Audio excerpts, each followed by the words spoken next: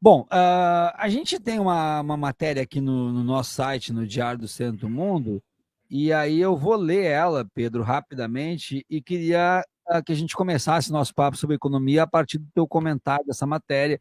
Se tu acha que tá correto, se tem mais alguma coisa que tenha que ser acrescentada. Diz assim: o presidente dos Estados Unidos, Donald Trump, anunciou nesta quarta-feira a aplicação de uma tarifa de 50% sobre os produtos importados do Brasil. A medida, que entra em vigor em 1º de agosto, representa a alíquota mais alta entre as novas sanções comerciais anunciadas pelo republicano nessa semana. A decisão foi comunicada por meio de uma carta endereçada ao presidente Lula, divulgada na plataforma Truth Social, rede social de Trump. No texto, o republicano afirma que a medida se justifica por uma relação que considera desbalanceada com o Brasil, mas também faz referência explícita à situação do ex-presidente Jair Bolsonaro, réu no Supremo Tribunal Federal por tentativa de golpe. Os Estados Unidos são o segundo parceiro comercial do Brasil, atrás apenas da China. As exportações brasileiras para os Estados Unidos somaram 3,36 bi em junho de 2025, uma alta de 2,4% em comparação com o mesmo mês de 2024. No acumulado do primeiro semestre deste ano, o país exportou 20,02 bi, com crescimento de 4,4%.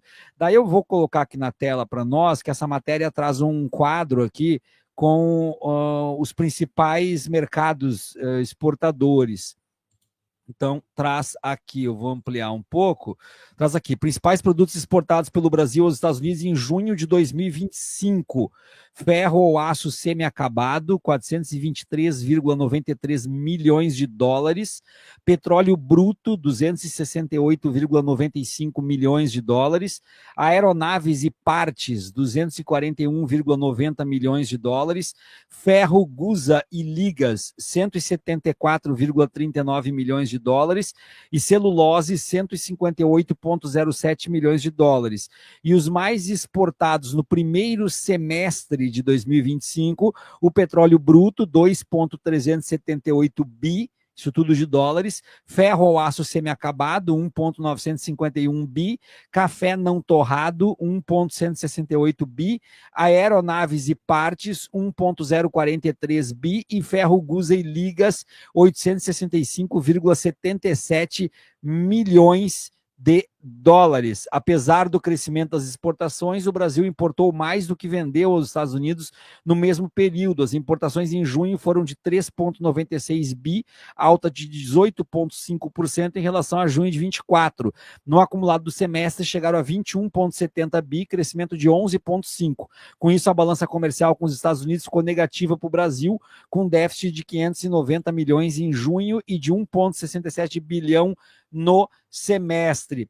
Os produtos mais importados dos Estados Unidos: máquinas e motores não elétricos, 631,74 milhões, óleos combustíveis, exceto os brutos, 467,21 milhões, aeronaves e partes, 296,57 milhões, petróleo bruto, 157,45 milhões, e medicamentos, incluindo veterinários, 127,69 milhões. Os mais importados no primeiro semestre: máquinas e motores não elétricos, 3,577 bi, óleos combustíveis, 2,233 bi, aeronaves e partes, 1,120 bi, petróleo bruto, 1,098 bi, e polímeros de etileno, formas primárias, 720,63 milhões. Os dados foram divulgados pela Secretaria de Comércio Exterior do Ministério do Desenvolvimento, Indústria, Comércio e Serviços. Eu passo a palavra para ti, meu caro, para, de forma didática, conversar aqui com a nossa comunidade e explicar o que isso no frigir dos ovos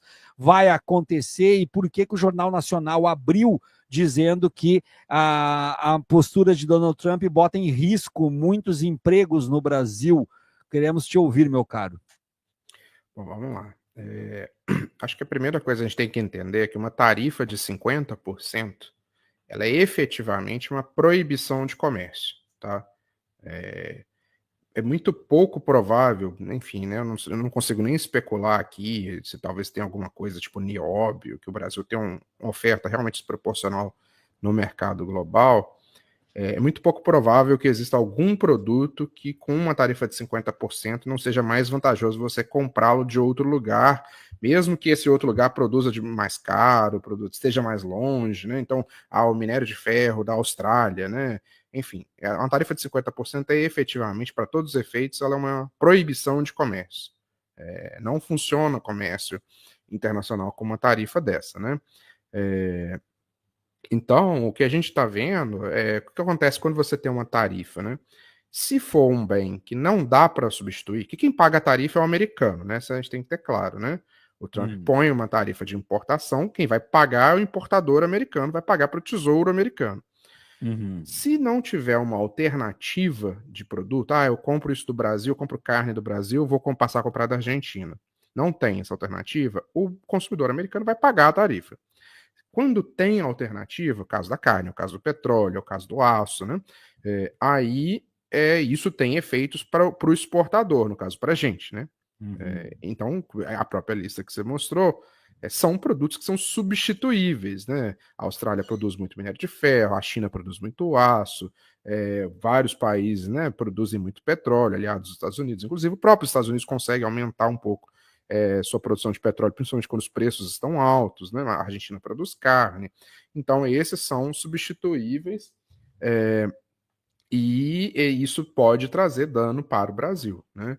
É o que a gente vê, vai trazer, né? Você tem uma interrupção, né? O primeiro problema, né? Você tem uma interrupção imediata, né? Assim que se entra em vigor, né? Lá no começo de agosto, a tarifa tal qual está, né? Imediatamente quem exporta esse produto para os Estados Unidos vai ter um problema, né? E não é simples, né? Você tem que achar outro comprador, não é automático. Você tem que fazer contratos para outros compradores. Então, o que acontece é o preço dessas exportações, você vai tentar vender ao preço que der, porque às vezes você não pode nem ficar parado. No caso do petróleo, por exemplo, né? O petróleo bruto, que é o principal item de exportação, né? Ele não chega nem no território brasileiro, né? Como a maior parte da produção de petróleo ela está no mar, né? Você já manda você tira da plataforma, armazena na plataforma, manda para um navio aliviador que transmite esse petróleo para um navio tanque e ele vai embora. Se você não consegue ter um comprador desse petróleo lá na outra ponta, porque agora vai ter tarifa, né? Vamos supor, a Petrobras, a Shell, outra empresa, tem um contrato para exportar para os Estados Unidos. Com 50% de tarifa, isso fica inviável.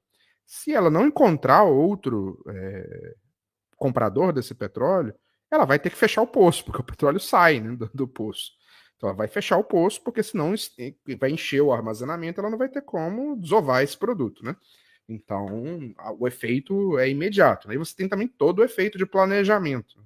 Vamos pensar, por exemplo, uma siderúrgica que poderia estar ali fazendo uma expansão da sua planta, né? Pensando, cogitando, né?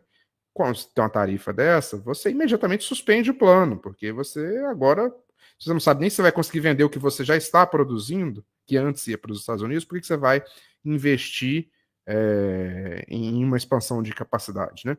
Então, para esses setores que têm uma exportação relevante para os Estados Unidos, o efeito pode ser muito grande, né? As tarifas entrando em vigor e, inclusive, para os empregos, né? Para as vendas e para os empregos. Então, é isso, é um ataque à economia brasileira em nome da impunidade do Bolsonaro, né? Me diz uma coisa, e o Lula se pronunciou e disse que isso vai ser respondido pela lei de reciprocidade econômica, lei que foi aprovada pelo Congresso, inclusive. Isso significa que ele vai devolver na mesma moeda, vai taxar também 50%. O que isso representaria? Aumentaria o problema na mesma proporção, o que é de um lado para o outro, vice-versa, é mais ou menos isso? Eu acho que essa seria uma atitude que não seria muito boa para o Brasil, né?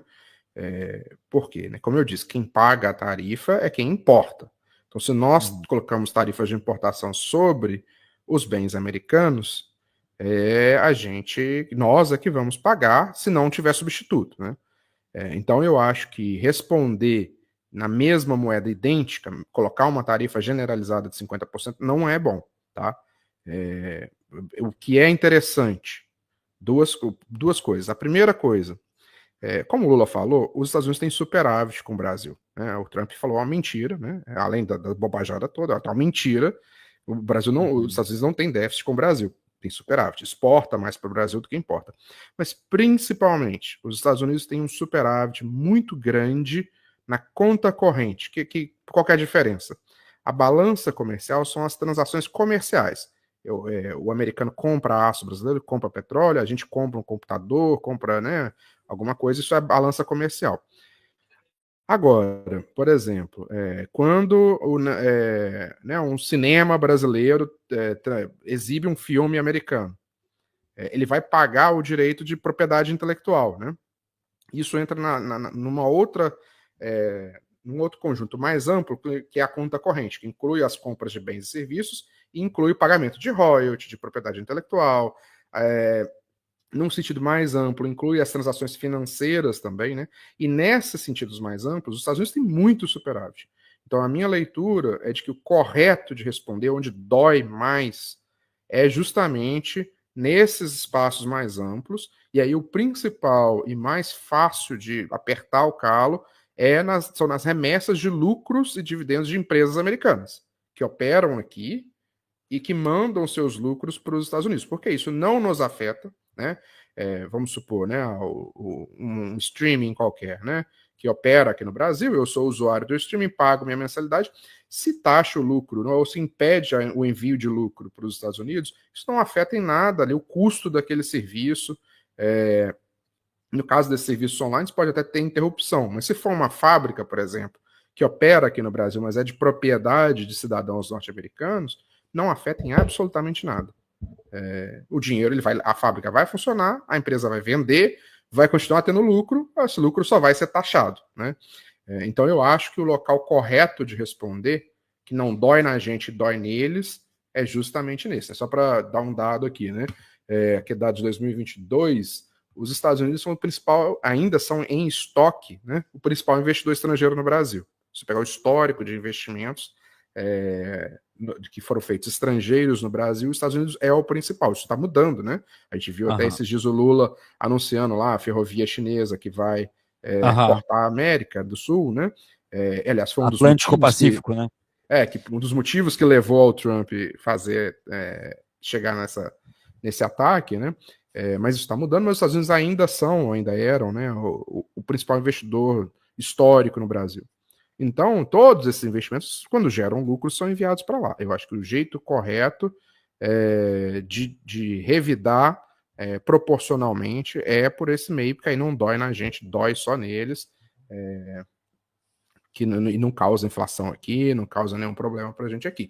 Mesmo assim, né, se for avaliado que não dá, tem que revidar. Eu acho que, e aí que seja por igual, né? Acho que a gente tem que ter noção que essa é uma questão, acima de tudo, política, né? Como o povo da Venezuela, o povo de Cuba sabe muito bem, não se abaixa a cabeça, né? Você sofre a consequência e diz para o povo brasileiro, né, com clareza, falar, isso é um ataque na soberania, haverá impactos no país se a gente responder com tarifa equivalente, mas é necessário fazer para demonstrar que a gente não é quintal de ninguém, né?